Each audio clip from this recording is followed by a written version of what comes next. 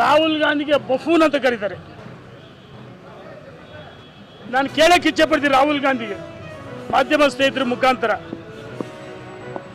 ಬೆಂಗಳೂರಿಗೆ ಯಾವ ಪುರುಷಾರ್ಥಕ್ಕೋಸ್ಕರ ಬಂದು ಸಭೆಯನ್ನು ಮಾಡಿರಿ? ಏನು ಆಟಮ್ ಬಾಂಬ್ ಇದೆ ಎಲ್ಲಿ ಸಿಡಿಸಿದ್ರಿ?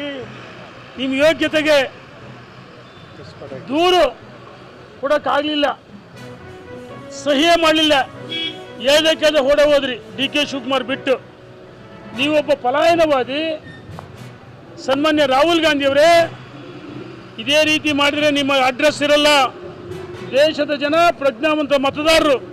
ಭಾರತೀಯ ಜನತಾ ಪಾರ್ಟಿ ರಾಷ್ಟ್ರೀಯತೆ ಇವತ್ತು ರಾಷ್ಟ್ರೀಯದ ಆಧಾರದ ಮೇಲೆ ಮತ್ತು ನರೇಂದ್ರ ಮೋದಿಜಿಯವರು ಮುಖ್ಯಮಂತ್ರಿ ಆಗಿದ್ದ ಸಂದರ್ಭದಲ್ಲಿ ಗುಜರಾತ್ಗೆ ಕೊಟ್ಟಂಥ ಕೊಡುಗೆಗಳು ನೋಡಿ ಮತಗಳನ್ನು ಕೊಟ್ಟಿದ್ದಾರೆ.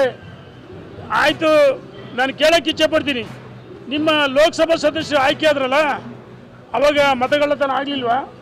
ಅಥವಾ ರಾಜ್ಯದಲ್ಲಿ 138 ಸೀಟು ಹಿಂಗೆ ಎದೆ ಉಪ್ಸಿದ್ರಲ್ಲ ಸಿದ್ದರಾಮಯ್ಯನವರೇ, ಡಿ ಕೆ ಶಿವಕುಮಾರ್ ಅವರೇ, ಅಂದು ಮತಗಳು ಕಳ್ತನ ಆಗಲಿಲ್ವಾ?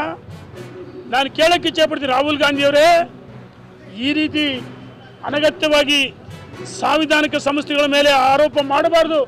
ಕೇವಲ ಚುನಾವಣೆ ಆಯೋಗ ಅಷ್ಟೇ ಅಲ್ಲ, ಈ ದೇಶದ